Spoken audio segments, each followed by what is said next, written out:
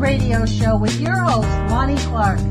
We stand together and accept that we now live in a world transformed by Fukushima. Monday, Wednesday, and Friday from 8 a.m. to 9 a.m. Pacific Standard Time here on UCY.TV radio. We relentlessly engage every ear that listens. We expose and confront the complete lack of accountability for the nuclear industry. Consider social engineering programs who view our bodies, minds, and souls as assets on a balance sheet.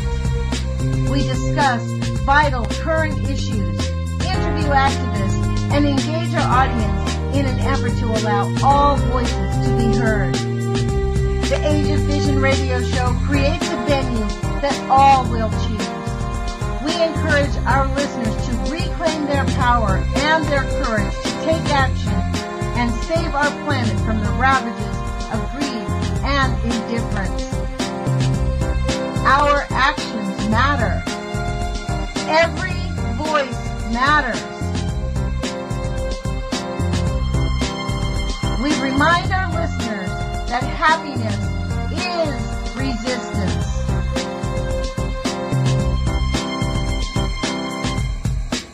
Love is greater than fear.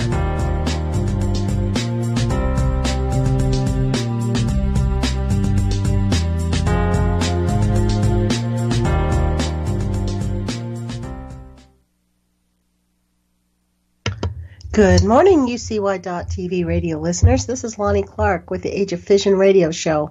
I want to thank you for joining us, and, again, welcome to the new year. It's going to be an interesting year. And I want to let our listeners know that Jerome and I are going to kind of be splitting up the 4 days that we have here. He was taking on Thursday, Wednesday, and Thursday while I was in school. Now we're going to be a little bit more flexible. He has a job where his boss isn't exactly honoring his request for Wednesdays and Thursdays off. So I may be here on Wednesday and Thursday. He may have pre-recorded interviews. He may be live. He might be on Mondays. So we're just going to mix it up. The bottom line is we work every week to bring you information that you can't find anywhere on a variety of topics that primarily start from the Age of Fission, and kind of twist your heads on, make us think a little bit about how in the heck did we get here and what can we do about it. So in that vein, I want to invite anybody who wants to call in, since this is a live show, to give us a call at 718-717-8106. I think I could actually answer the phone and bring you in, so let's make that effort if you want to give us a call. Tell us what you think.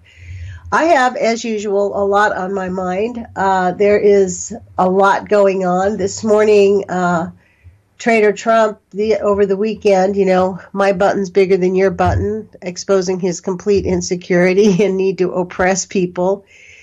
He's definitely on the, we need to prepare for nuclear war this year. Let's be very clear. He has every intention of dropping a bomb somewhere. Every intention of escalating war somewhere. He will not make it through to his impeachment processes, to his impeachment trial, without starting a war. If he sees that Mueller is getting close to him, he's going to do something dramatic to change the conversation and to punish us for not letting him be the dictator that he wants to be. So we need to prepare, and whatever that means to you, I know what it means to me. I did want to bring you a story that I saw this morning. Where was it? The Washington Post, that liberal Washington Post. I don't know how they got called liberal, but they're totally hilarious. This is on the op-ed page, and that's the interesting thing. I suggest everybody go to the op-ed pages of New York Times, the Washington Post, Foreign Policy, because that's where a lot of ideas are spoken of that you can't have reported anywhere else. This is an article on the opinion page. It says, these toxic chemicals are everywhere, even in your body, and they won't go away, by Joseph G. Allen. He was an assistant professor at Harvard, T.H. Klan School of Public Health, and faculty advisor to the Harvard Healthier Building Material Academy. So it's a lengthy article. I'm going to read it for maybe 20 minutes or so. I don't know if I'll get through the whole article, but I'm not going to take up the whole show on this. They say nothing lasts forever, nothing, that is, except a group of toxic chemicals that may be associated with testicular cancer, kidney cancer, high cholesterol, and suppression of vaccine effectiveness in children.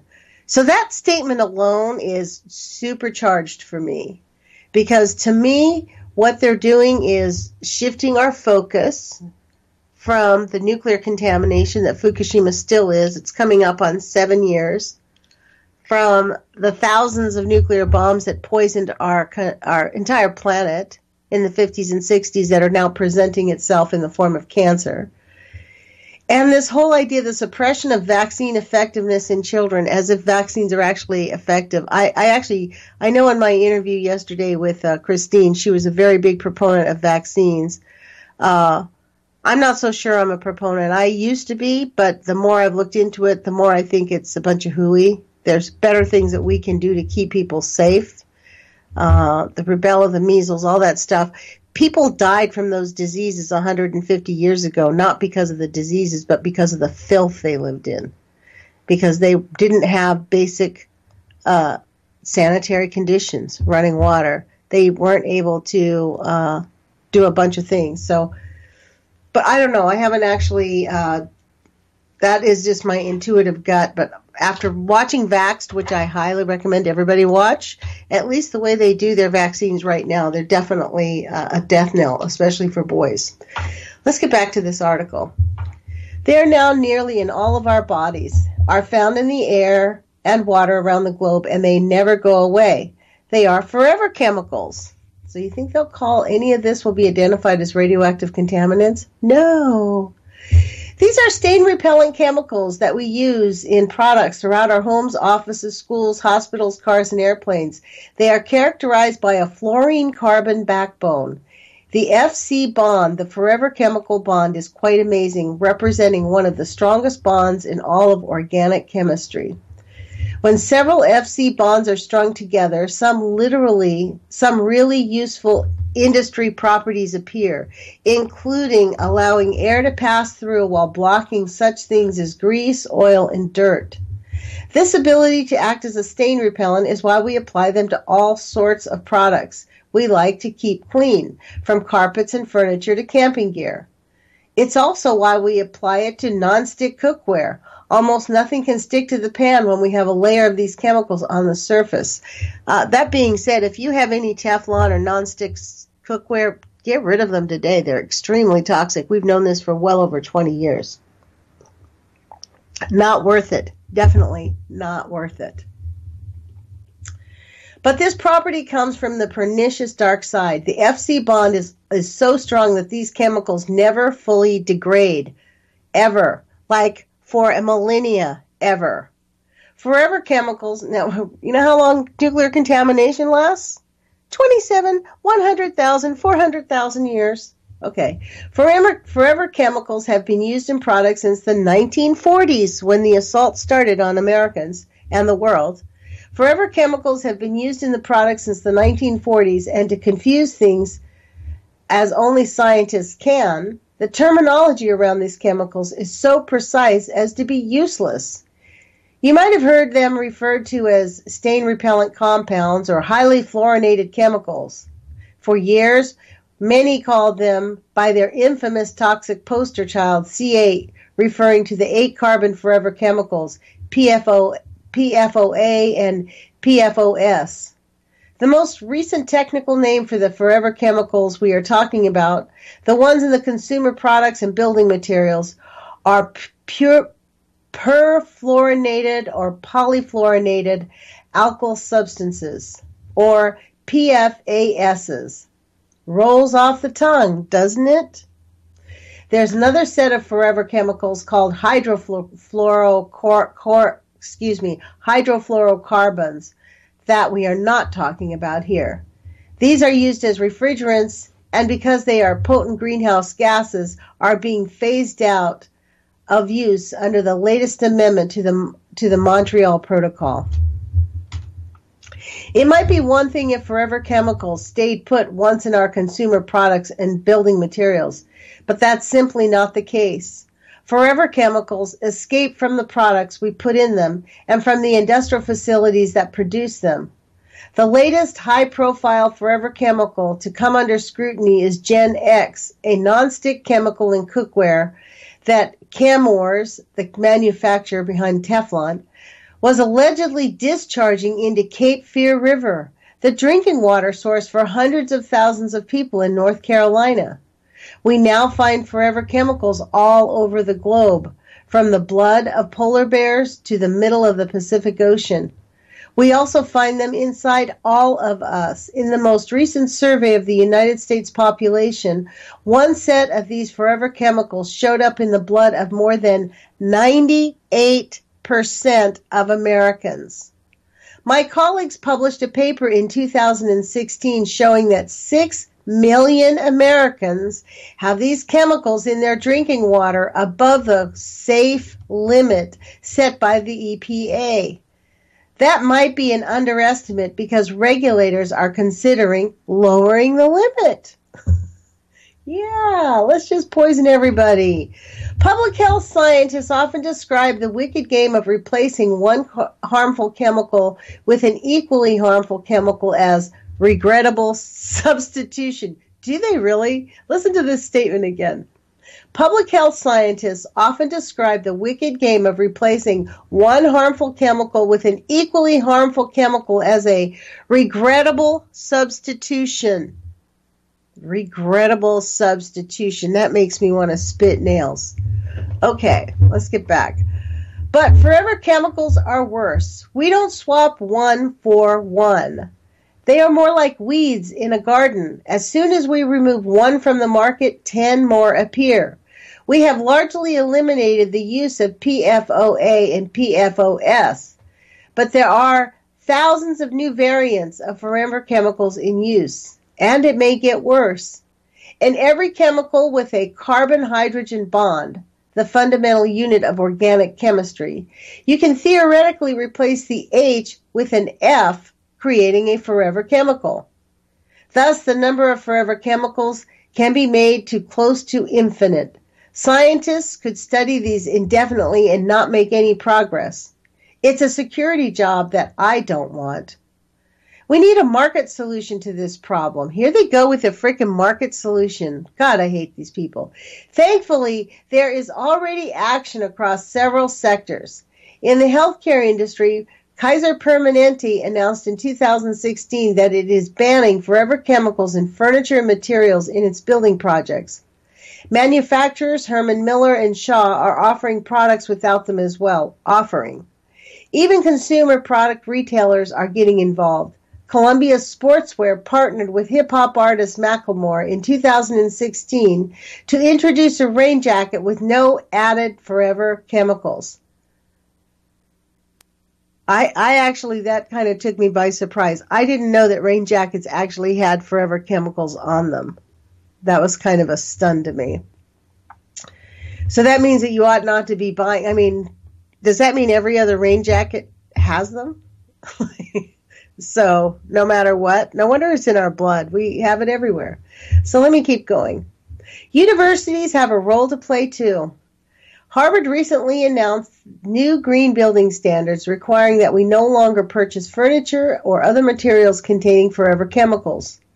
We are using our campus as a living laboratory to test better products and to create the scientific evidence that demonstrates that when we act, we see an improvement in our environmental quality in our buildings. I don't know about you, but that made me really, my blood boiled when I saw that. Like, we need to experiment to find out that living a healthier lifestyle produces a healthier environment. Do these people have absolutely no brains in their head? They have to have scientific proof for everything that life can exist without toxins. Oh my gosh, I hate these people. Okay. Collectively, from all sectors, we need to send clear market signals that we all want products to adhere to green science principles, such as designing for degradation, because nothing should last forever. including our patients. Including our patients. There you go. I think that's where I'm at, including our patients. So this is the principles of 12 principles of green chemistry. This is from the website, Chemistry for Life. There was actually a link to it in this story because they want to feed us the information they want us to think about. So we clicked on it to see what they're going to tell us. Number 1, prevention. It is better to prevent waste than to treat or clean up waste after it has been created. Number 2, atom economy. Synthetic methods should be designed to maximize the incorporation of all materials used in the process into the final product. Number 3, less hazardous chemical synthesis. Wherever practicable, I guess that's the word. Synthetic methods should be designed to use and generate substances that possess little or no toxicity to human health and the environment.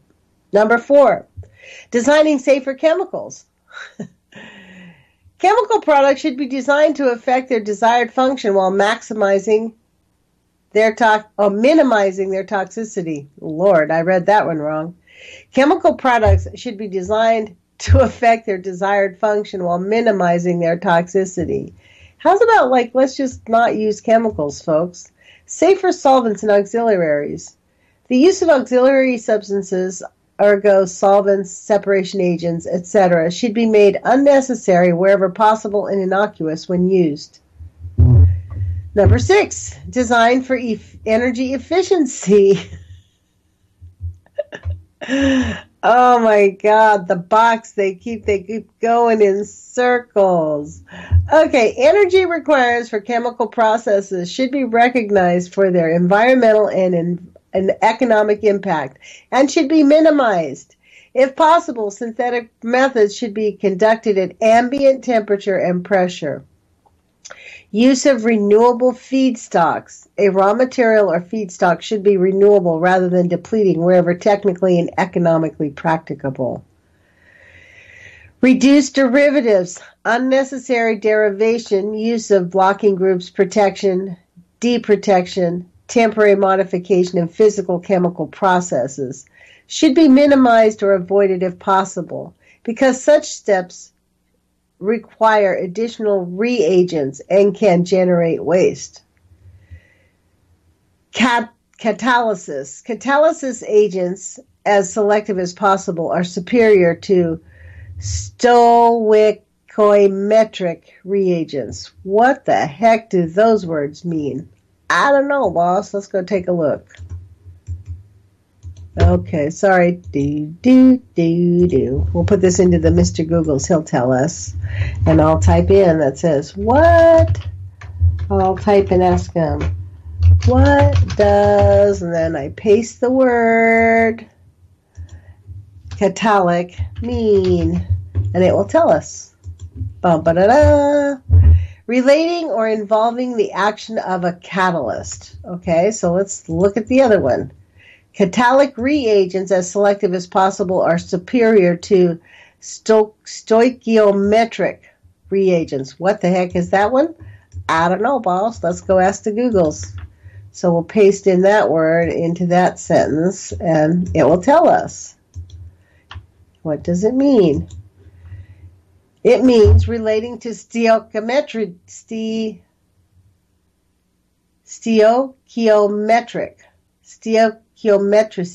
relating and denoting quantities of reactants in a simple integral ratios as prescribed by an equation of a formula. Okay, we got that.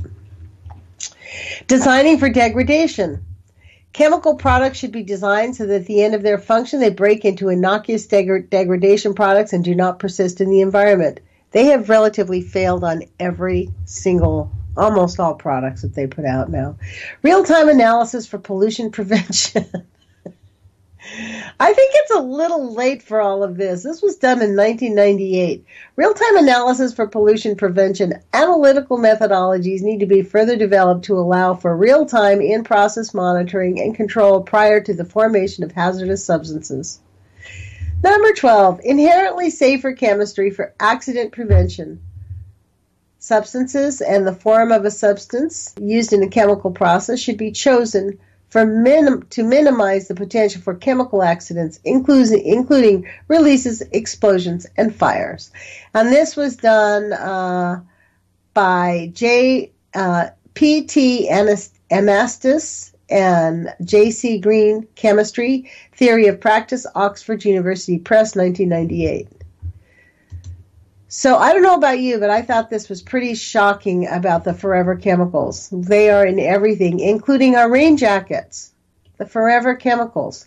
So anything that, I guess we need to look at this, and anything that has an F and a P in it, F and a C bond, then we need to avoid those products like white on rice, I guess, So, and I thought I'd check in also on the mass animal deaths, which I haven't done in a little while.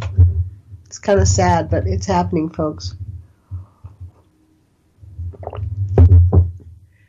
wonder when they're going to stop reporting the hundreds of thousands of birds every month. Okay. December 31st. Hundreds of dead fish, seagulls, and a dolphin washed up in Cornwall, England. December 29th. 660 birds killed due to the avian flu in Kostomo Oblast, Russia. December 27th, mass die-off of fish in Porto de Piedras, Brazil. December 27th, thousands of dead fish washed ashore in Herdeslev, Denmark.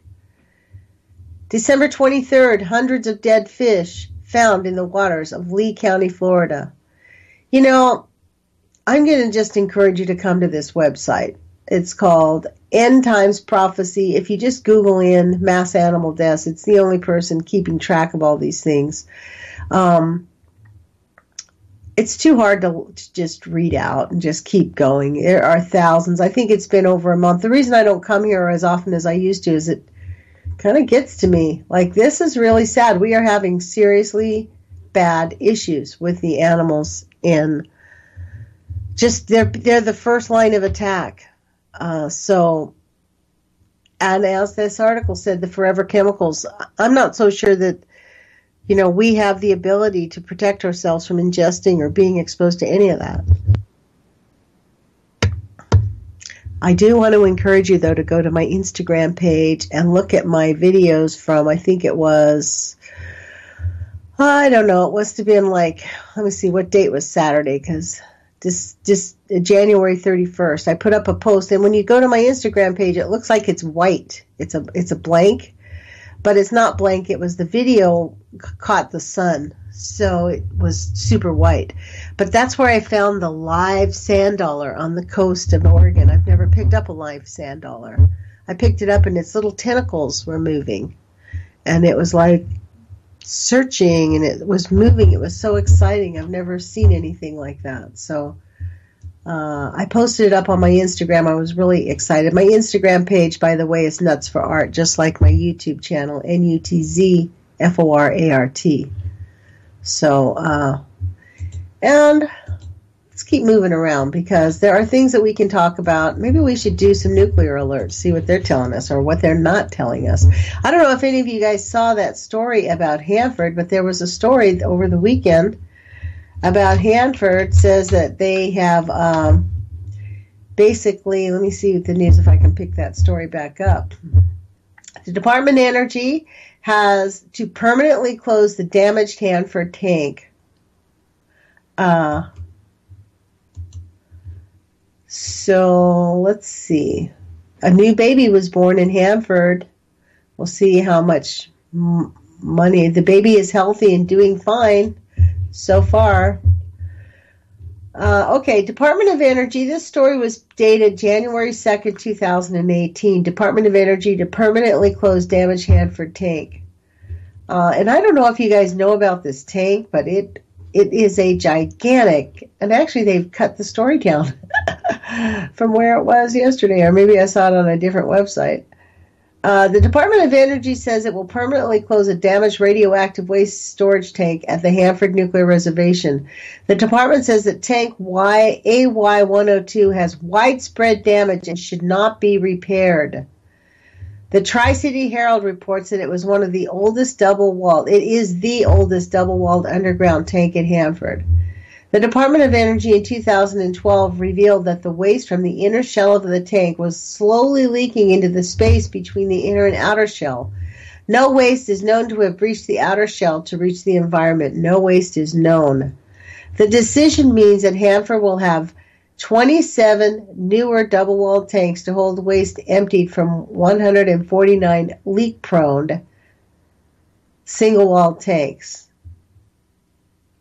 Does that math make sense? The decision means that Hanford will have 27 newer double-walled tanks to hold waste emptied from 149. Why don't we have 149 leak-prone single-walled tanks? The waste is left from World War II and Cold War production of plutonium for the nation's nuclear weapons program. Wow. That is kind of a shock to me. 27 newer double-walled tanks for 149 leak-prone tanks.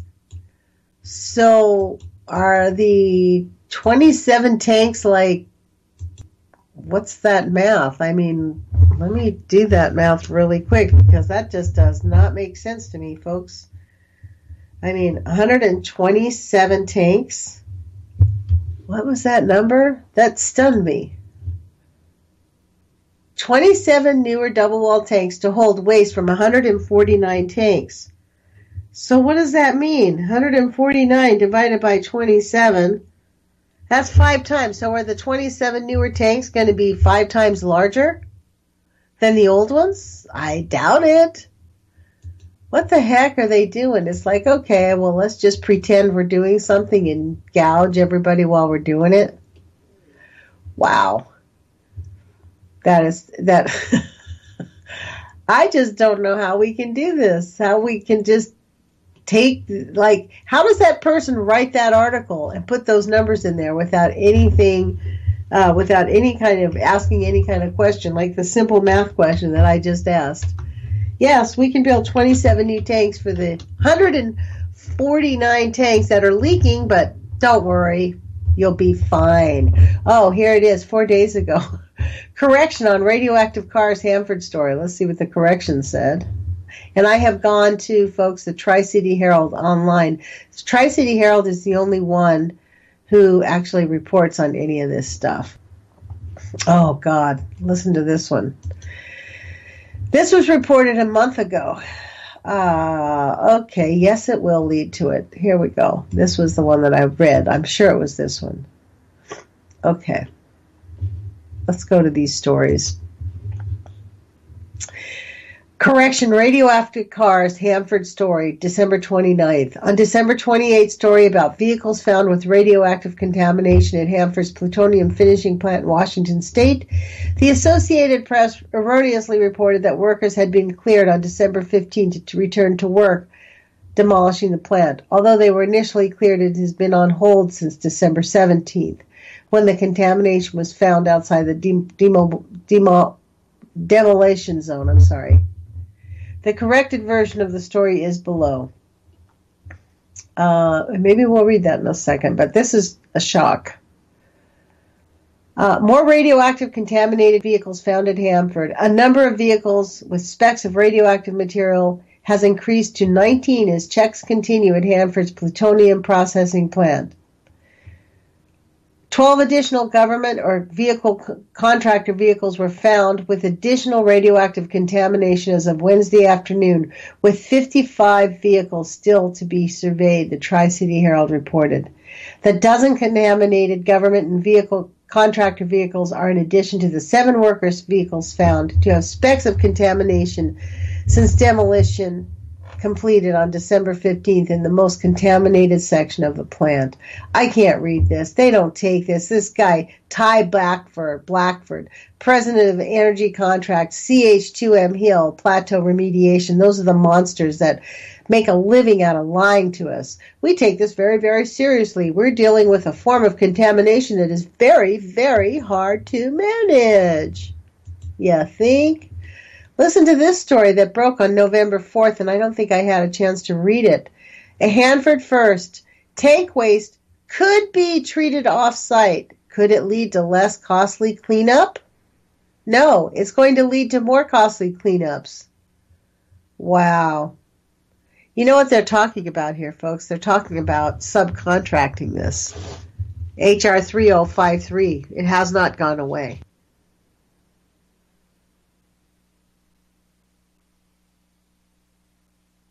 This is unbelievable. So it's 8:30. I'm going to give the number out again. If anybody wants to call in, 718-717-8106. You can give me a call and we can talk about things, whatever it is that you want to talk about. One of the reasons that I brought up this idea, the very first story that I read, the toxic chemicals are everywhere, is around the 40s is when the assault, the full assault on our planet and on humanity began by the lunatics in charge of the banks. I don't know who they are, the people at the very, very, very, very, very top of the pyramid.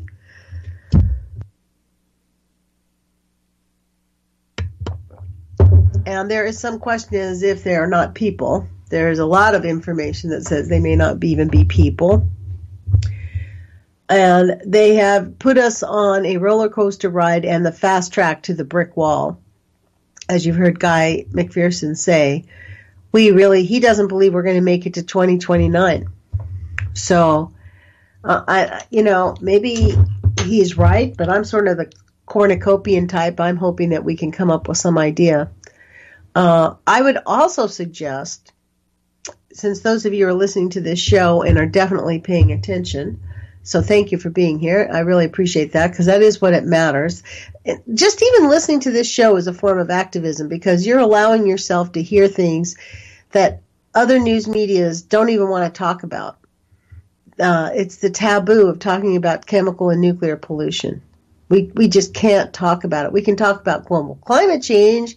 We can talk about global warming. But you can't talk about nuclear contamination. You can't talk about chemical contamination. Erica Dugan's going to be with us next week talking about the tremendous, horrendous story that she's having to go through right now just to get her children health care because she is standing up against the fracking industry.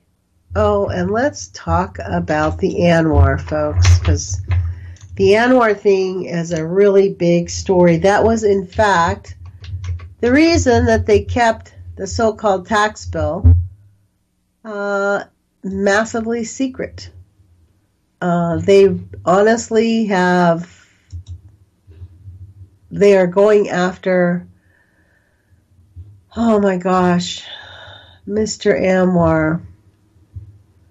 Anwar was the Alaska Natural Reserve. Let's see what this says. Arctic National Wildlife Refuge. And thank you, Jerome, because Jerome always corrects me on that one. This is why they went after it, folks. It is the area is, oh my gosh. It consists of 19 million. I thought it was 1.3. It's actually 19 million. 386,722 acres in the Alaska North Slope region. It is the largest national wildlife refuge in the country, slightly larger than the Yukon Delta National Wildlife Refuge. Wow. So now they're going to start drill, baby, drill right there. That is so outrageous. Let's see what it says. I'm on the Wikipedia page, which, as we all know, is not really a highly reputable source. But let's see what Wikipedia says. The question whether to drill for oil in Anwar has been an ongoing political controversy in the United States since 1977, and Trader Trump and the traders in the Congress were able to bully it through and not tell anybody they were doing it. The controversy surrounds drilling for oil in 1,500 acres subsection on the coastal plain known as the 1002 area. What does that say? Much of the debate over whether to drill in the 1002 area of Anwar rests on the amount of economically recoverable oil as relates to the world oil markets, weighed against the potential against harm oil exploration might have upon natural wildlife, in particular the calving of the porcupine caribou. Well, that's handled. They've taken care of that one. So I guess, when you consider, if you look at all the levels of contamination we have everywhere, it's actually pretty sad. It's really sad that people are being conditioned to just accept it. We're just being conditioned to just accept the fact that the industrial military complex is completely out of control. They have gained complete control of every government, and there isn't any government that can stand up to them. In fact, this morning, Trader Trump was threatening to start a war with Iran. That's exactly what he said in his tweets. And I don't know if any of you guys actually follow this trader's tweets, but let's go there. I am stunned. I cannot wait till January 20th. Because we will at least get our voice heard. Listen to what he says about Iran. This is very frightening. Such respect for the people of Iran as they try to take back their corrupt government. Is he going to say that when we take to the streets? You stupid. You will see great support from the United States at the appropriate time. This guy sends chills through my body because he is such an abuser. He is not going to tell us when he sends over bombs into Iran. And actually there are stories out that a lot of the violence being perpetrated inside Iran at their peaceful protests is, as usual, caused by foreign agents inside there because they're trying to incite civil war. And just like they do at a lot of the protests that happen here in our country. So when we go out and protest on January 20th, we really must practice nonviolence. And we have to get anybody who's talking about violence, and we have to get them out of the protest. Because nonviolence is not the way. It's not going to happen. The most effective ways to change governments is nonviolence. And so listen to what, and I don't know if you read, of course, if you even turn on the television, this is all they're talking about. The people in the media are shocked at this man's idiocy.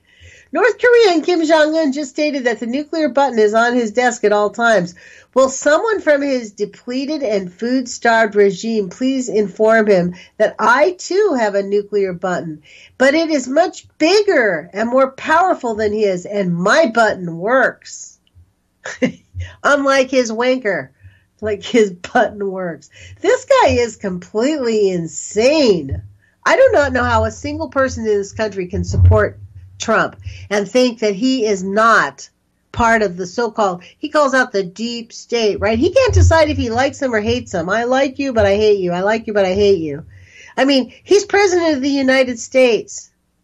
Does he think that installing his little click your heels and say Sig Heil people are going to make the FBI not the deep state? And let's just talk about what is the deep state. There isn't a deep state. It's an out-of-control industrial military complex that has perpetrated an authoritarian regime all around the planet in every country that it can. And there are a few countries in Europe that are resisting it, but most of them are. So, I actually really believe that we are in a very dangerous place, and I don't think we're going to get through the year without something very big happening. In fact, probably very soon. And I am actually dumbfounded at the Republicans in Congress because it was the Republicans who actually stood up to Nixon and saved our country. So there's another op-ed, and because this is my show and I can talk about what I want, I'm going to, because this is very important for us. The Republicans' fake investigations, the attack on our firm, Fusion GPS, was a diversionary tactic by Republicans who don't want to investigate Trump's ties to Russia. So this links in completely to the fact that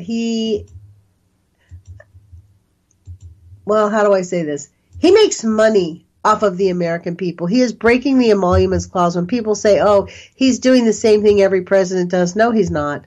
Not every president is becoming more and more rich every day he sits in that office and allows himself to sit. He owns a hotel where he allows other people to commingle, where these big business people can come in and tell him what they want him to do. So he's sort of tailoring all of that. And by the way, coal jobs are down. And for all of you who voted for Trump because you think that he's going to protect America, last year we didn't have a single soldier die until April. Actually, ironically, until Trader Trump took over. And today they reported our first soldier killed in Kandahar, or right outside of there in Afghanistan, which is also frightening because he's destroying our relationship with Pakistan. So you think, and Pakistan, for those of you who don't know your geography, is right on the edge of Afghanistan. Pakistan has been a vital partner in protecting our soldiers. Now, do I think we need to be over there? No, because I think the Taliban and ISIS are a CIA-funded group. It's all about promoting war.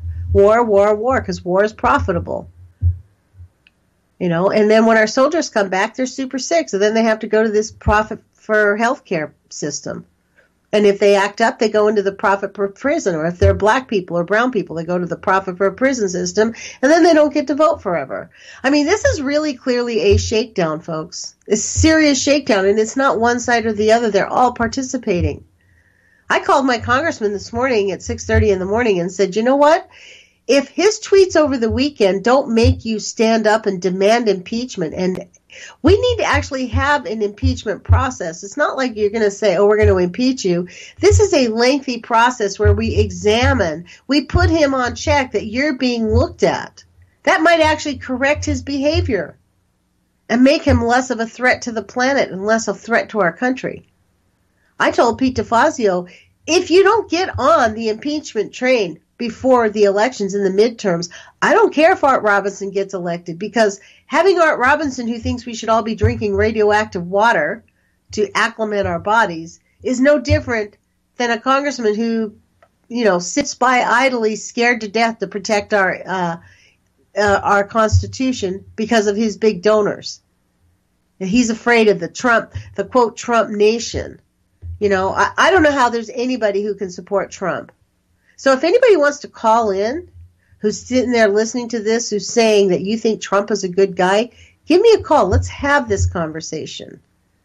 Because I'd like to know how you can ignore the sexual assault, how you can ignore the emoluments clause, how you can ignore the secrecy that he has surrounding his contacts with Russia, the fact that he has never shown us his tax returns, the fact that his campaign did not contact the FBI when they knew that Russia had dirt on them. You know, I don't know if he actually colluded, but he certainly has obstructed justice. And he certainly has destroyed many of our environmental protections that we have had already. He has done irreparable harm to our environment, even if we roll back everything that he's... Well, forget the environment. How about economics? They rolled back the law that says investors, that the financial advisors no longer have to look out for their clients' best interest. That law was passed after the economic collapse in 2008. That was one of Obama's. He personally oversaw that and said, okay, the only rule was this: you have to work in the best interest of your clients, period. Trader Trump took that away. How is it that people are going to stand behind this guy and say he's standing up to the deep state when the deep state actually helped him buy his first piece of property, helped him buy Mar-a-Lago? How is that? And the deep state also put his face on television non-stop during the 2016 elections. Why was that? And the deep state outed Hillary Clinton's corruption a month before the election. The same week that we heard the Billy Bob tapes of Trump, you know, grab him by the you-know-whats. I mean, how is it that people in this country are so far removed from caring about what happens to our planet, to your children? I do not comprehend that one bit. I'd love to have a conversation with somebody who thinks that he is not a bad person. Call me up and have a conversation about why you think he's not as bad. I mean, he is frankly, I think he's a front man. And now that he's signed the Anwar deal, which is really what the tax scam was about, it was not about tax cut. I mean, that was their gravy. That was their icing on the cake. But they wanted Anwar. And in fact, if you listen to what he says every time he gets in front of a camera, he's like, yeah, we passed the tax bill and we've got Anwar now. That was the big takeaway that they wanted, folks. So now he's in danger because he realizes that the Republican Party does not need him anymore. They got their big fat pot of gold that they wanted. He's given away the farm. He should have waited till January. People that say he's smart. He's not smart. And you know who you also need to be watching out for is Elaine Chao. She's Mitch McConnell's wife. She's the director of transportation. And she is a frightening woman. I've seen she's everywhere on CNN or MSNBC, and she's on the C-SPAN talking to all these people, all these little groups, promoting herself as an immigrant. And as a person who came over on a tanker, yes, she came over on a tanker to escape communist China because her family was billionaires. And Mitch McConnell married up by marrying into a family of billionaires. And she has been working in government for over 4 decades. But she is the face of propaganda. I will tell you what, she is a very frightening woman in my view. Oh, she's quite charming. I listened to all of her little things that she's had on recently. Okay, just to top off the hour, let's go to the nuclear alerts. How about that? That's always fun to talk about first thing in the morning. And it gives us a reason to why am I going to work? What am I doing this for? Okay, events. Let's see what events we had for January 3rd. Event numbers. Non-power reactor, University of Missouri, Columbia. Non-emergency, non-power reactor event. Technical specification required for report of abnormal occurrence. So I guess this was a test. This was one of those experimental university non-nuclear power plants, which still has problems. The University of Missouri Columbia Research Reactor, MUR, was shut down due to the loss of negative pressure in the reactor containment building. Prior to the shutdown, the reactor was operating for a period of time during the loss of negative pressure, in which the deviation from MUR technical specifications. This email is a required notification, blah, blah, blah. Okay, so it says that MUR was not in compliance. While routine patrol on the morning of 12:30, an operator noted that the differential pressure gauge between the reactor containment building and the MUR laboratory building was reading 0 inches of water vacuum. The operator of the routine patrol radioed the lead senior reactor operator in the control room, and the reactor was shut down. The cause of the loss of negative pressure was the closing of a backup ventilation door from the reactor containment building. With the backup ventilation exhaust door closed, the negative ventilation was only supplying air to the reactor containment building, not allowing a balanced air recirculation to maintain the negative pressure. So don't worry about it. It's perfectly fine. I guess this is where Columbia, Missouri. I guess they've given up on Missouri since it's a gigantically radioactive contaminated site. The compliance procedure for verifying the backup ventilation doors was conducted satisfactory in post-maintenance testing, so no worries. Power reactor, it's back up to 100%. Loss response, unplanned loss of emergency response equipment due to loss of plant computer. Where was this? Comanche Peak in Texas. That's theirs. Wow. And what date did this occur? Event date 1/2/18. At 11:37 CST on January 2, Comanche Peak Nuclear Power Plant Unit 2 experienced an unplanned loss of the plant computer system. The loss of Unit 2 PCS resulted in the loss of emergency assessment capability to the CP-NNPP Technical Support Center and Emergency Operator Facility for greater than 60 minutes. This report is being made pursuant to 10 CFR 5072B38, any event that results in the loss of emergency assessment capability, off-site response, or off-site communication ability. Repairs are ongoing. Wow, that makes us feel better because repairs are ongoing. So we don't have to be worried, folks. They're taking care of it. They're working on it. They're working on it. That's what Gordon Smith used to say to us when we'd go to his events.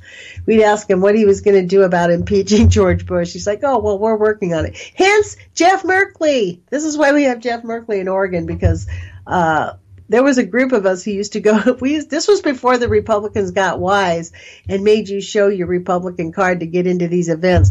We used to go to every one of his Republican campaign events and just sort of mingle in with the crowd and talk to people. And then when it came to question time, we'd pop up with our like, how dare you ask those questions? And he always said, we're working on it. So there you go. We're working on it. Okay, California Radiation Control Program, Glendale Adventist Medical Center. Oh, man, non-emergency. Nuclear medicine employee overexposure. This is sad. That's what you get for working in this industry, dumbass. 12/22/17. Nuclear medicine employee overexposure. On December 6th, the radiation safety officer at Glendale Adventist Medical Center notified the principal radiation protection specialist at Los Angeles County Radiation Management that a Glendale Adventist Medical Center, a nuclear medicine employee, had unusually high readings on his Landier dosimeter for the last several months. 409 MREM minutes of REM, DDE, deep dose equivalent, in July 17, 490 in August of 17, 892 in September, 12,870 in October, and 166 in November. Well, that guy's going to die. Sorry about that, bud. Wow. This is sad that people, so that they can make $150,000 a year, they think it's worth their lives. They think it's worth putting their family's life at risk so that they can make $150,000 a year. This is outrageous. Okay, so we are still on January 2, folks. There's more to tell you. This is why you come here, to listen to these nuclear alerts and listen to my, flaming liberal opinions. I don't think I'm a flaming liberal. I've actually come to think that I'm actually really conservative because I believe in conserving the earth. And I believe in conserving our economy. And to conserve our economy, we need to stop the military. We need to end the industrial military complex. We need to bring all of our soldiers home, close up all of them, all of the bases. Leave people's countries alone. Come here and clean up our own mess. And if that means we put a soldier at 10 feet on every single set of our borders to protect ourselves, if we feel that insecure, that's what we ought to do. And protect our websites. And as a matter of fact, there was a story in one of these, either the Times, because I go to the Times Foreign Policy and the Washington Post this morning, about there's been a bleeding of people from the NSA. People cannot handle how they are decimating even the NSA. So the spy machine is like freaking out at how poorly run and ill-equipped this administration is to handle the job they say they want to do. Literally, we are letting our country slip through our fingers, our economic stability, our financial stability. I personally think we need to close down the NSA. I think we need to revoke the Unpatriot Act. I mean, there are some things back to basics that we need to get back to. And ending the industrial military complex is job one. We don't need lifetime soldiers living in other countries identifying with foreign citizens as their friends and family, and they're there to protect them. If those people really want to protect themselves, they will. But if the United States and the CIA kept their fingers out of inciting violence and stopped selling weapons and guns to the Taliban and stopped supporting ISIS, and actually ISIS probably is the CIA, let's be clear who they really are. protect ourselves from Saudi Arabia. Our so-called friend is really not our friends, folks. Saudi Arabia is the enemy in my view. So I don't know if I'm actually a radical. I think I speak for lots of people. Let me get back to these nuclear alerts. I want to make it through at least day 2. Surface contamination levels on the limits at the global nuclear fuel of America's uranium fuel fabrication. That needs to be shut down also. Package received with removable surface contamination exceeding applicable limits. That means that it went through, everybody who touched this package was contaminated.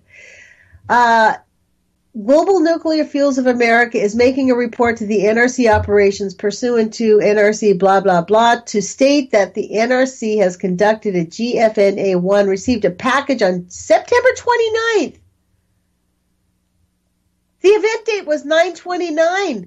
They're reporting it on 12/29, 3 months later, which had removable radioactive surface contamination on its external surfaces that exceeded the applicable limits set forth in 10 CFR 71.87I.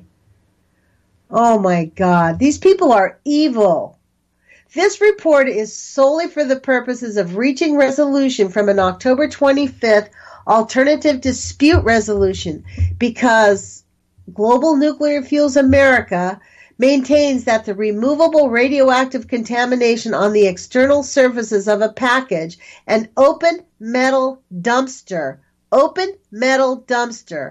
and the removable surface contamination on scrap pipes contained in the dumpsters did not exceed the applicable limits. So they're denying that. So these just lie on top of lie on top of lie. Wow.